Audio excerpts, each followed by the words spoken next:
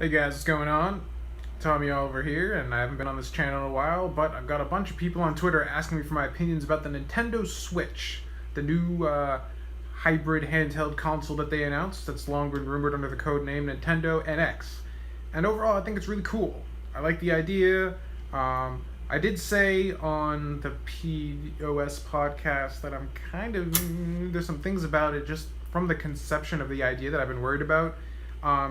But the trailer that they released left me really interested. There's one thing in particular about the trailer that I really liked that I wanted to kind of take some time to focus on, and that's the fact that Nintendo hasn't forgotten that there are people out there who play games that have friends in real life. You know, everybody, Sony and Microsoft and PC especially, because it's kind of just by the nature of the platform, are all about online multiplayer. And why wouldn't they be? Online multiplayer is a huge thing, especially now with esports becoming more of a mainstream established kind of thing. You know, they're on ESPN and stuff now, which just blows my mind. But even more sinister, I suppose, than that, with the case of Xbox and PS4, is now they're charging you $60 a year to use the service, so they're making hand over fist by pushing online multiplayer so much. But being a child of the 90s, I remember sitting around and playing Star Fox, playing Pokemon Stadium, playing GoldenEye, playing Perfect Dark, couch co-op, Mario Kart, couch co-op. A lot of really awesome Nintendo games, and just games in general, played on the couch. Multiplayer, either couch co-op with something like Halo and Halo 2, or, competitive multiplayer with things like Smash and Mario Party and stuff like that. The Switch took a lot of time out of their 3 minutes. It's actually getting heavy. The Switch took a lot of time out of its 3 minutes to focus on online, not on online multiplayer, but on local multiplayer. They have split screen even on the go when you're using it as a kind of little tablet form. You can take the controllers and put them on the side and use them as two separate controllers for games like Mario Kart and stuff. And that's the kind of interaction and human interaction that you can't replicate with a headset over Xbox Live. It doesn't work, And those are some of my favorite gaming experiences, some of my favorite experiences I had as a kid. And even, nowadays, when I bust out the old consoles and sit down with someone and play a game of Streets of Rage together on Sega Genesis, and we're right next to each other, shit-talking each other, whatever, and having a good time. And none of these modern consoles, even back so far as the 360 and the PS3, they didn't push it very much, had the local multiplayer aspect very much. But the Switch seems very much centered around the idea of a humanist, real-life interaction, social element that, online multiplayer doesn't do. And that's something I'm really hoping is going to be a theme with this system in general. And if it is, I'll definitely be purchasing it because that's my favorite way to play games. It's either single player by myself, isolated, and enjoy the story and the characters and really get engrossed in the gameplay and kind of have an interactive film sort of experience with things like Deus Ex and stuff like that. Or if it's a fun local multiplayer, preferably co-op experience. Those are my two favorite things. And if the Switch can cater to that, especially the latter, then I'm all in for it. My biggest concern with the Switch, though, that I've had since the NX rumors started flowing in of it being a multi-mobile and home console, has not been dissuaded with this, because right after the announcement was made, NVIDIA came out and said it's running a custom Integra chip. And that's a huge problem. It's a problem because it means that the third-party support is once again going to be a hard battle to fight for Nintendo. Because we have the PC, we have the Xbox One, and we have the PlayStation 4 all running on x86 architecture. They're all running PC chips, essentially. Even your PS4 and your Xbox One are using a custom AMD APU, which is basically PC hardware.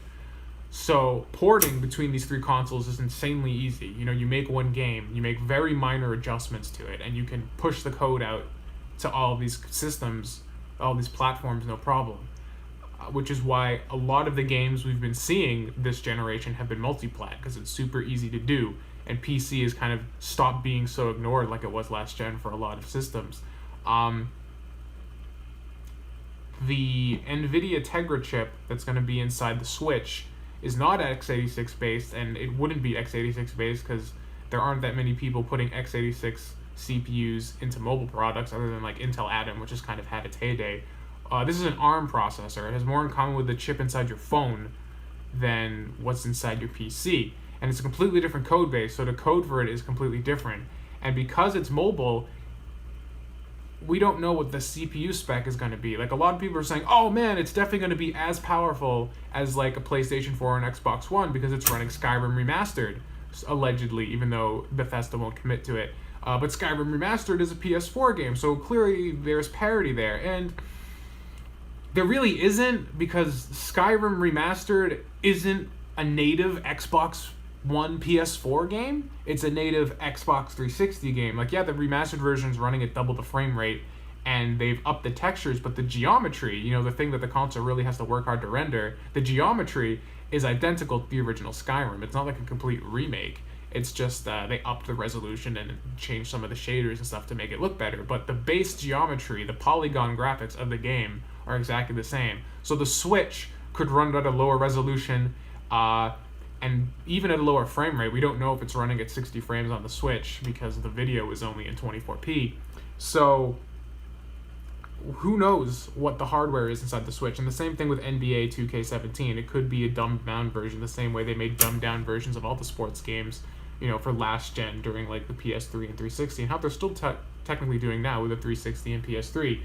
The games are coming out, they're just lower tier versions of them, and we could see that with the Switch compared to PS4 and Xbox One. And there's no way it's going to be as powerful as a PS4 Pro or a Scorpio, because those are closing in on PC spec, more so the Scorpio allegedly than the PS4 Pro. The PS4 Pro is kind of a letdown in my book in terms of what it can do. It's not nearly as high spec as something like a Scorpio, or especially even a competent gaming PC. But the Switch is not even going to be anywhere in that league. The two Tegra chips announced right now, the X10 and the X20. The X20 is like 80% of a PS4. The X10 is like a quarter or something, or an eighth the power of a PS4. So we're hoping X20. If it's custom, let's hope they did something to the GPU with the X20 platform to push it to parity with the base PS4. Because according to Sony and Microsoft, they're not abandoning their first-gen consoles. Quote unquote, the first revisions of this generation of consoles. So stupid. They're not going to abandon that install base with the PS4 Pro and the Scorpio. So as long as those stick around and they aren't abandoned, and the Switch is competent enough, maybe we'll have a chance. It's still going to take more work to get games onto the Switch that were on the PS4, not only because it's a different code base, but you're also going to have to go in there and make sure that the switching, you know, works. I'm assuming that's probably not done solely in hardware. I'm assuming you're probably going to have to code that into your game to make sure all your stuff transfers over. Again, I'm not a programmer, I'm just assuming. But the Switch, I think, overall is a way better idea than something like the Wii or the Wii U, because it's not redefining gameplay too much. You know, to make a really good Wii U game, or to make a really good Wii game, you had to kind of like sit down and think around the gimmick, and that did a lot of more harm than good, especially with the Wii U. We look at something like Star Fox Zero, and that was just trying too hard to reinvent the wheel, so you end up making a shittier wheel. This gimmick for the Switch isn't about control, it's about convenience. And I think convenience is always something you should be striving for, especially in this day and age when everyone's so pampered and used to technology serving them, that the idea of the Switch kind of lets you have your cake and eat it too. You know, what this means for the future of the 3DS, interesting. A lot of people have been saying the 3DS is probably going to die. I'm not so sure, because the 3DS, like, there's a huge market with little kids, and I don't think your parents are going to give their kids what is assumably probably going to be a $200 to $300 or even $400 console in the Switch, and then have them drop it, you know? Like, you're not going to buy your 7 or 8 year old a Switch to play Mario if it's baseline $300. The 2DS being out for under $100, that's just such a low entry price point for a huge segment of Nintendo's target market, which is kids. You know, kids play Nintendo games. Nintendo games are all ages. Like, you know, you can be 5 and play Mario, you can play 50 and play Mario, and both kids and adults can enjoy it the exact same amount. So I don't think the 3DS is going to be abandoned. If they do, I think it's going to be a huge mistake. Either that, or the Switch has to be $199. No more.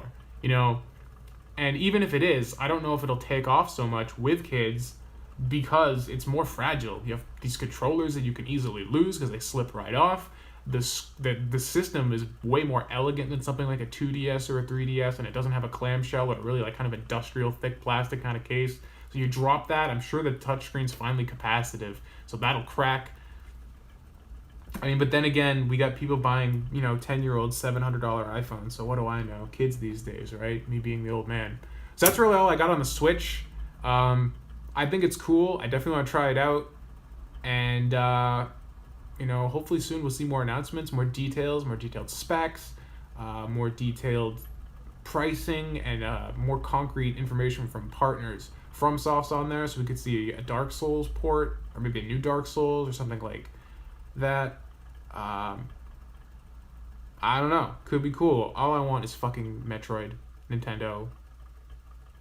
Fucking do it. I'm still waiting for Metroid Dread. You assholes.